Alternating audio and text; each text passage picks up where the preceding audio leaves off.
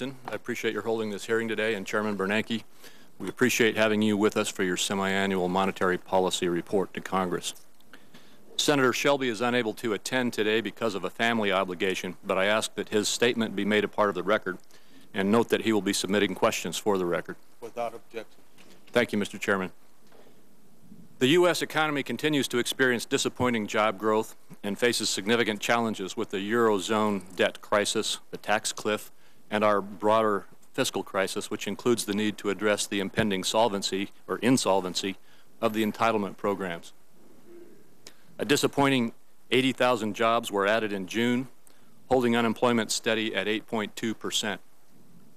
In June, Chairman Bernanke warned Congress about what could happen if it does not address the so-called fiscal cliff, noting that this would have a very significant impact on the near-term recovery.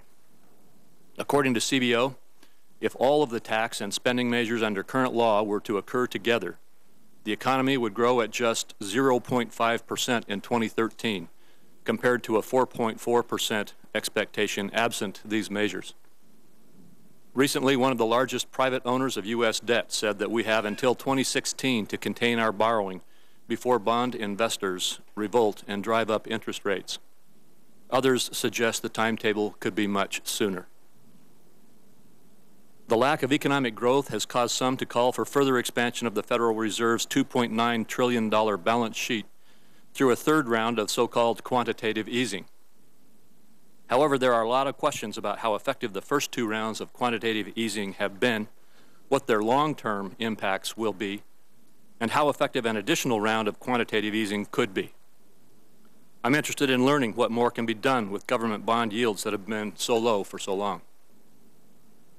Following the June FOMC meeting, the Federal Reserve announced it would continue its maturity extension program, the Operation Twist, through the end of the year. I'm interested in learning what have been the results so far and what are the expectations going forward. Another drag on the economy are the hundreds of Dodd-Frank proposed rules that will increase the cost of capital formation in the long run and in the short term add to the climate of uncertainty and complexity. The concern that I hear most is that the regulators do not understand the cumulative effect of the hundreds of proposed rules and that there is a lack of coordination between our domestic and international regulators.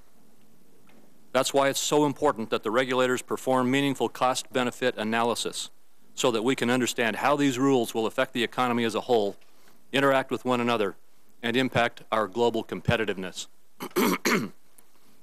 Ultimately, we need to have rules that are strong enough to protect our economy, but that can adapt to changing market conditions to promote credit availability and spur job growth for millions of Americans. Also, like many of my colleagues, I'm learning about the issues related to the setting of the London Interbank Offered Rate, or LIBOR, which serves as a benchmark for trillions of dollars of loans and derivatives, including the cost of many mortgages in the United States. Recently, Barclays agreed to pay a $450 million fine to settle manipulation charges brought by the U.S. Department of Justice, the Commodities Futures Trading Commission, and the United Kingdom's Financial Service Authority.